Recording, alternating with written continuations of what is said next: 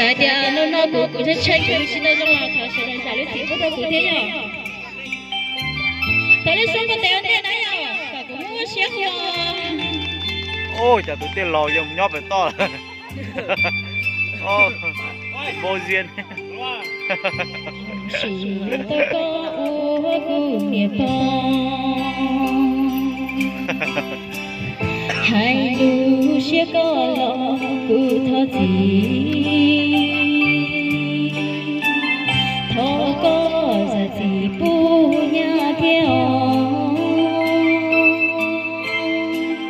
vì xa chỉ cho thiên yêu kế muốn sẽ tôi có ô cụ niệm hai đứa sẽ có lo vui thọ gì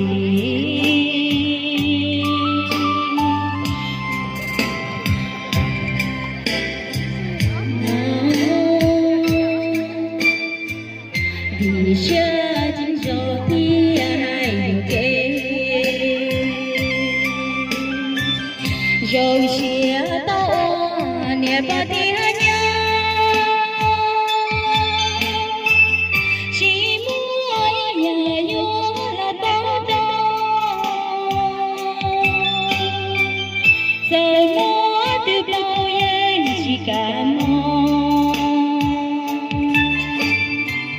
ô thu niệm bao mù ta tiền nó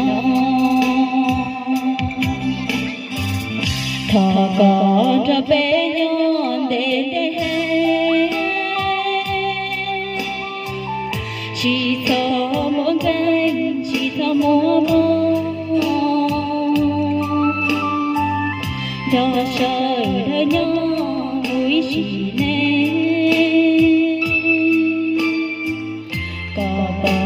xanh lên xanh từ luôn nè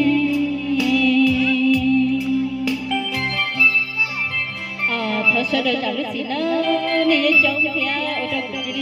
chơi đi chơi thì cuộc chơi lưu chỉ cho lanh gọi là thọ nên chẳng lúc gì nữa giờ lúc nào tôi giờ nó bỏ nên những giống mà ở trong cuộc lúc xía chắp lầu cuộc chơi liên chơi họ rồi lúc xía lại sẽ nói rồi nên xía nên chỉ tôi cùng với nhau trong lúc nào nói giờ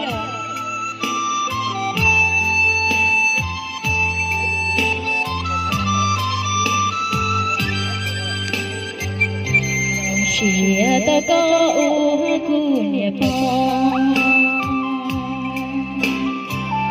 hai đứa sẽ có lo cụ thọ gì thọ có ra gì bu nhà theo vì xa chính giờ thì ai yêu kế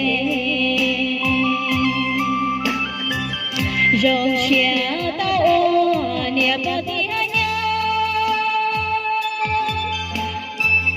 chỉ mỗi nhà yêu là bao đau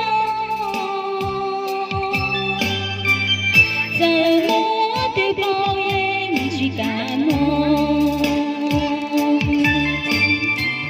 ô thu niệm bao mù ta tiền nó thọ có cho bé nhon đến chỉ thọ mỗi chỉ thọ mỗi đi cầm cái ví của anh ra nhé đó sợ đời nhau mũi chỉ mua đi ạ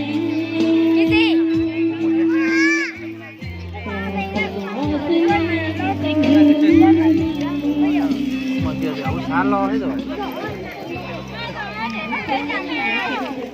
nó đòi đi chị à? Có đi à? Có vé nào? kinh của nó đâu? Bye bye. Bye bye. Bye bye. Anh ơi.